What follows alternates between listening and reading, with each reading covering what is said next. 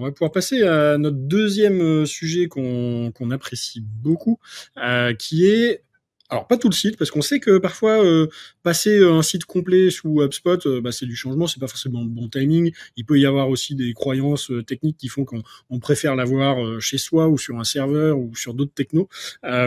Pour autant, c'est tout à fait possible de ne faire que le blog ou plusieurs blogs, parce que quand on a le Content Hub de HubSpot, on peut créer plusieurs blogs et on va pouvoir travailler des audiences un petit peu différentes. Par exemple, ses partenaires, ses clients, ses prospects, on va pouvoir travailler ça différemment ou avoir un blog par pays qui soit géré en autonomie par des équipes pays. Et donc là, ce qui est intéressant, c'est de se dire, là pour le coup, j'ai vraiment, si j'ai pas mon site, en tout cas, j'ai tout ce qui va être génération de leads, ou en tout cas la première étape de génération de leads, souvent qui est du trafic SEO sur des articles de blog qui ensuite va convertir sur des téléchargements ou des demandes de contact, qui va être quand même hébergé là. Et là, pour le coup, il n'y a pas vraiment de technique spécifique à avoir. Un blog, c'est un blog, hein, c'est des pages avec du contenu intéressant, quelques catégories, un moteur de recherche. Souvent, le graphisme est un petit peu plus simple. Et donc ça, c'est quelque chose qui va être super intéressant à regarder. Allez, on va voir ça directement. Alors, je vais commencer par vous montrer un exemple d'un blog qui a été fait depuis HubSpot. Donc là, vous avez, pour ceux qui ont la partie blog ici, dans la partie contenu.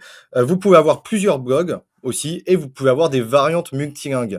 C'est pour avoir le même contenu, mais qui soit automatiquement traduit par HubSpot. HubSpot utilise Deepen pour toutes les traductions, donc vous pouvez avoir la même chose en français, anglais, etc. ici.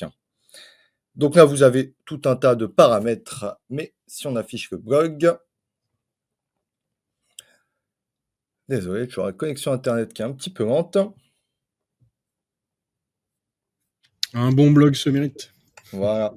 Après, vous l'affichez comme vous souhaitez. Vous avez tous les articles ici avec l'image en vignette. Chaque article, vous pouvez aussi mettre des catégories pour les filtrer avec une barre de recherche, etc. Là, c'est un blog assez technique, de niche un peu aux US que je vous montre. Donc, c'est normal que ça soit tout noir sur du fond blanc. Il n'y a pas trop de design, mais je vais vous montrer après le design. Donc, vous avez toujours votre header et votre footer ici. Et donc, vous avez tous vos articles de blog dans la partie blog, de vos différents blogs ici depuis configurés. Vous pouvez sur HubSpot créer un article de blog entièrement avec l'IA.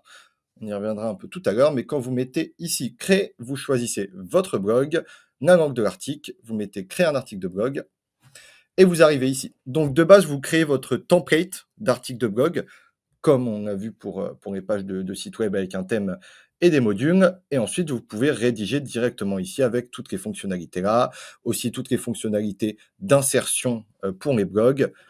Et toujours ici le petit plus avec les nouveaux modules, accordéon, article associé, article récent. Vous pouvez afficher les 3 derniers, les 10 derniers, les 5 derniers, etc. Ou en fonction de catégories que vous pouvez définir, liste, témoignages, tout plein de modules très utiles. Là, l'intérêt pour l'équipe marketing, c'est vraiment de se dire, je lance un blog ou je veux faire évoluer un blog, je veux pas en faire un sujet de développement web. Je demande juste est-ce qu'il y a un lien dans la navigation du site qui soit mis vers le blog, et derrière je peux éditer mon blog directement, je peux le créer. Les templates de blog sont vraiment assez efficaces, sans forcément rentrer dans une logique de dev, de projet web.